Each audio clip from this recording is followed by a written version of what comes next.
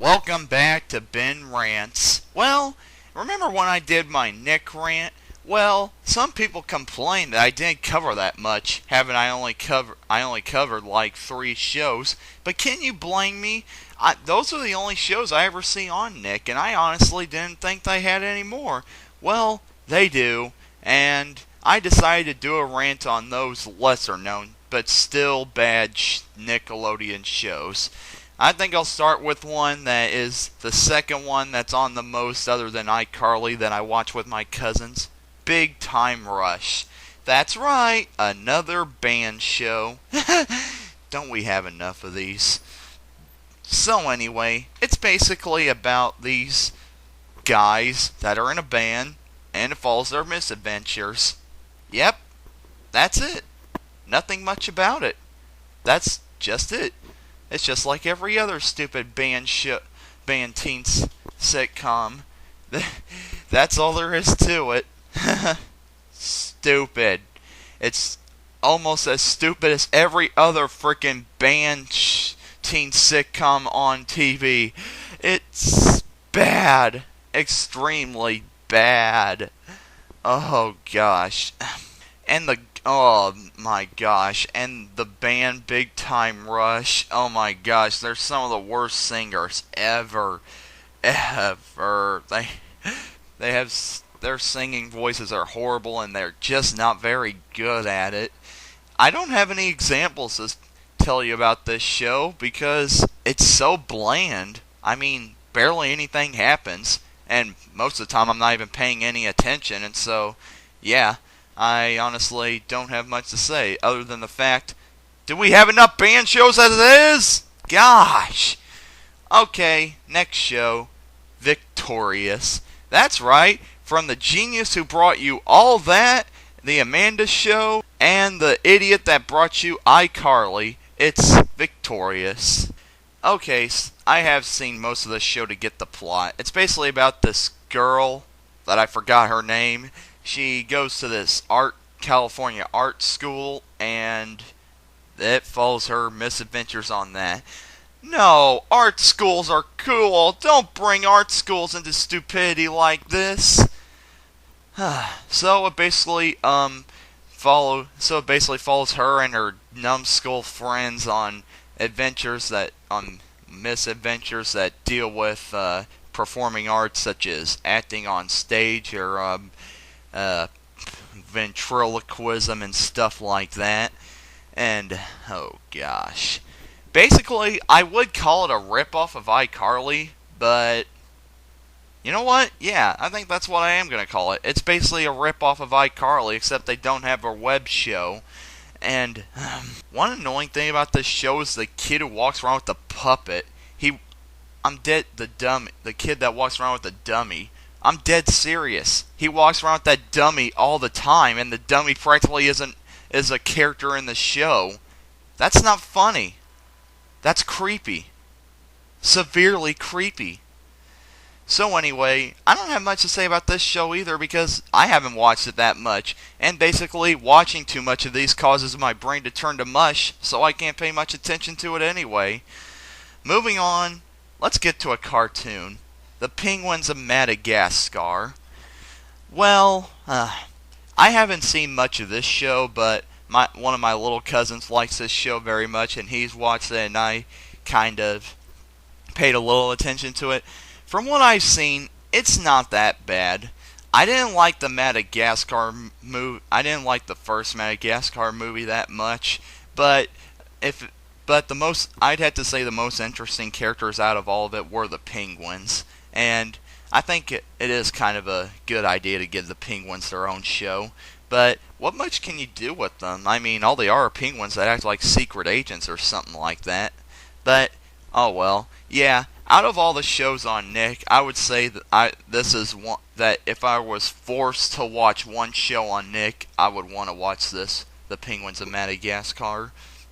But because it's not that bad. I mean, it's not good by any means, but it's not bad. I'd rather watch it than a teen sitcom any day.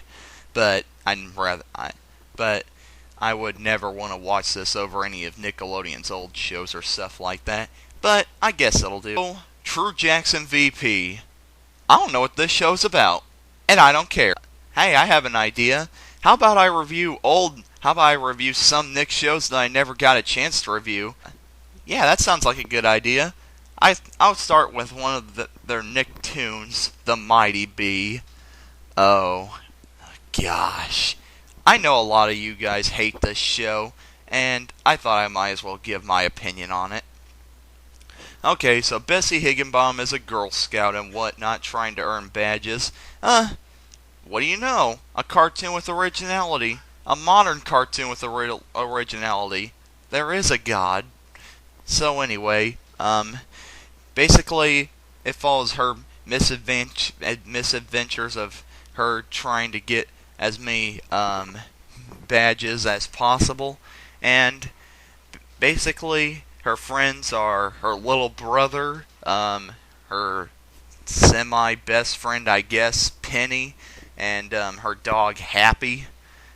Well, the good parts about this show end with the originality, because this show just falls flat on its face from there. The antagonist of this show, Portia, and her sidekick, I forgot her name. They're very bland. They're very bland antagonists, because they're just like every other antagonist on any kind of show like this. They're just all about themselves, and they're very spoiled and snobbish. And yeah, that's about it. And Bessie herself, she is so annoying. I mean, I wouldn't mind her if she was like a character that only appears once every episode, but no, she's the main freaking character of the whole dang show, and she is annoying. Her lisp is something that'll get on your nerve eventually. Basically, I would say the only likable character in this show is her dog Happy, because he doesn't have much to say, and you're proud he doesn't have much to say. So, anyway, yeah, The Mighty Bee is just another one of Nickelodeon's attempts to try to be a good cartoon, but it just falls flat on its face. Okay, let's get on to another old show, The Naked Brothers Band. Oh gosh, where do I start? So basically, this show was around, I think, before the Jonas Brothers came out. It's about these brothers that start a band with an inappropriate title called Naked Brothers, and yeah, that's about it. They had their own movie and their own show. Oh, did I say they had their own movie? They didn't have their own movie. They had their own million movies. I mean, gosh, this show had so many TV movies it wasn't even funny. One was about them saving polar bears in New Orleans. Hey, idiots, read a zoo book. Polar bears don't live in New Orleans, dumb butts. And then there was one about them, like a Battle of the Bands thing, and there were so many other movies about this show, it was so freaking crazy. And the band itself, yeah, they suck just like every other teen singer. And you know what also sucks? Their show was just as bland and messed up as every other teen sitcom. You know, I love the fact that all these teen sitcoms are copying each other, so I don't have to talk about them that much, because they're all the freaking same. So, anyway, Naked Brothers Band, it was just plain horrible. Horrible.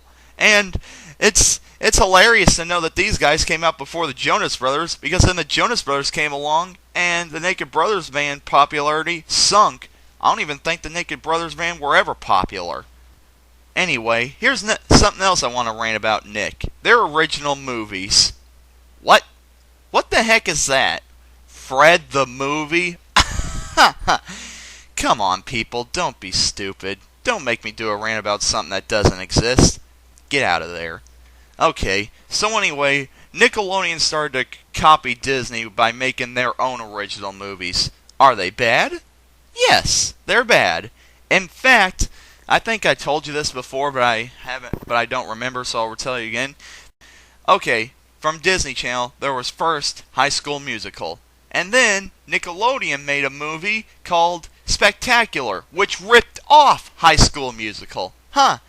Yeah, Haha, Nickelodeon's copying Disney Channel. So, uh, uh, yeah, tell me something I don't know. But then Disney Channel made a movie called Starstruck, which ripped off Spectacular, which ripped off High School Musical.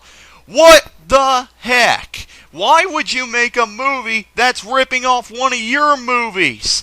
It's messed up, and that doesn't make any sense from a business point of view.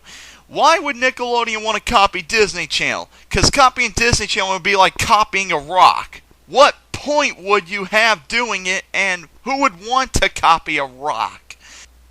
And a lot of other Nickelodeon's original movies they're just bad. If you thought Disney Channel's original movies were good, these are just bad. Thank goodness I haven't seen much of them, because the parts I have seen of them... So anyway, my next rant is on... Gosh dang it, stop trying to make me do a rant on that Fred movie. It doesn't exist. It does not exist. Leave me alone. I'm going to rant about Nickelodeon's new logo. Yeah, when I think of Nick, I think of this. This looks like a stinking long-lost cousin of the old Pinwheel Network logo, which is what Nickelodeon was before they turned into Nickelodeon. That logo is just so... Ugh. I miss the Splat logo. I really do. When I think of Nickelodeon, I think of the Splat. So anyway, I'm done with this Nick rant. No! I don't do rants on things that don't exist. The Fred movie does not exist. Oh, you want me to check? Okay, I will check. Internet, I'll check Wikipedia. Huh. What do you know? Wikipedia has an article on the Fred movie. Full cast list, director. Pfft. Yeah, right.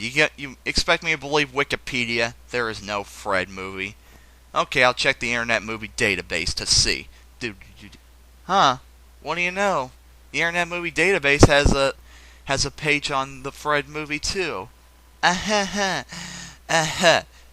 Nice try. I still don't believe it. How the heck could they make a Fred movie? That is just impossible. That's just like making a movie out of the wall, your wall. I mean, what? How can you make a movie out of a wall? It's just there's not much to do. And Fred is a headache enough with little 5-minute segments. We don't need a whole 90 minutes of him. So, I cease to believe there is a Fred movie. And, a commercial advertising it. Why would they advertise something that doesn't exist? Unless it does exist. No!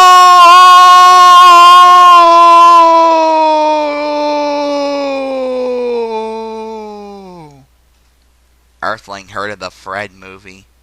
Oh dear.